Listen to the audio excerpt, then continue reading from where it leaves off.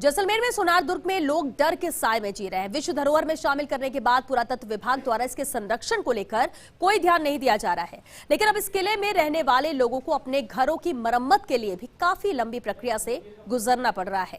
जर्जर मकानों की वजह से लोग डर के साए में जी रहे हैं। रहवासी मकानों की मरम्मत की परमिशन नहीं दी जा रही है और यहाँ करीब 2 दर्जन मकान जर्जर है। असल में पुरातत्व विभाग द्वारा नगर परिषद को भी सोनार दुर्ग पर काम करने की परमिशन नहीं दी जा रही है और इससे नगर परिषद चाहकर भी सोनार दुर्ग के रहवासियों की परेशानी खत्म नहीं कर पा रहा है।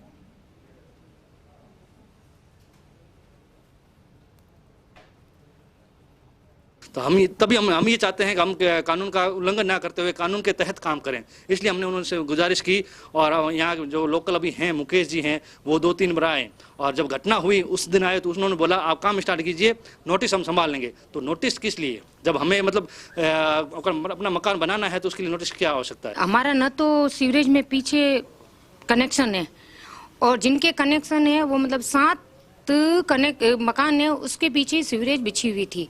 उनमें से 3 कनेक्शन ओनली फॉर होटल के कनेक्शन थे, उसके पीछे सीवरेज का चल रहा था।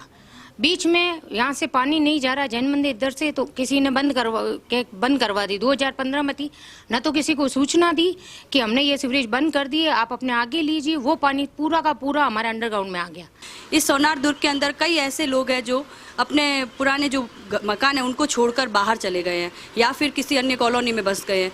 तो उस हिसाब से वो जर्जर मकान है उसको नगर परिषद अपनी तरफ से नोटिस भी भेज चुकी है उन घर वालों को, और उनको यानी अगर वो नोटिस का जवाब नहीं दे रहे हैं तो नगर परिषद अपने स्तर पर भी उन मकानों को नीचे उतरवा रही है। लेकिन इसके अंदर पुरातत्व विभाग जो कि इस कार्य को अनुमति नहीं दे रही है, उन पुरातत्व विभाग की अगर अनुमति मिल जाए तो जन को भी राहत मिल जाए और सोनार दुर्ग में भी ये जो जर्जर अवस्था के जो मकान है उससे किसी को भी क्षति न।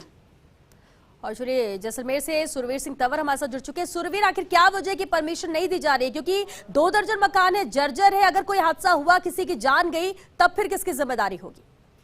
जी बिल्कुल श्वेता जी, मैं बताना चाहता हूं कि विश्व भर में जो अपनी अमीर छाप सोनार दुर्ग तो छोड़ चुका है, लेकिन सोनार दुर्ग की जो परेशानियों का अंबार है वो बहुत बड़ा है। और जिस तरीके से सोनार दुर्ग में है जो मकान निर्माण की जो परमिशन है उनको, उसके लिए जो दुर्गवासियों को काफी विभागों के चक्कर है वो लगाने पड़ते हैं, जिला प्रशासन के चक्कर लगाने पड़ते हैं, लेकिन वो अलग अलग विभागों के उनको कहकर उनको मकान निर्माण के उनको टाल देते हैं। क्योंकि विश्व यूनेस्को द्वारा 2013 में विश्व धरोहर में इस किले को है वो शामिल किया गया था और उसकी गाइडलाइन बनाई गई थी। क्योंकि देश में एक संभवतः एक पहला ऐसा किला है जहां पर लिविंग फोर्ट के नाम से जाना जाता है, जहां 400 से अधिक मकान हैं और यहाँ लोग भी रहते हैं और कई पर्यटन है वो घूमने भी आते हैं। लेकिन जर्जर आशियाने हैं जो जिस तरीके से है, जो बरसात के दिनों में या अन्य भूकंप या अन्य आपदा के समय में उनको हमेशा परेशानी का डर है वो समाया हुआ रहता है। और जिस तरीके से उनका विभाग के अधिकारियों का और तमाम जो लोगों का कहना है कि विभाग के जो आला अधिकारी है, जो संबंधित अधिकारी है, जो परमिशन देते हैं, जो तमाम देश के किलों के गाइडलाइन के हिसाब से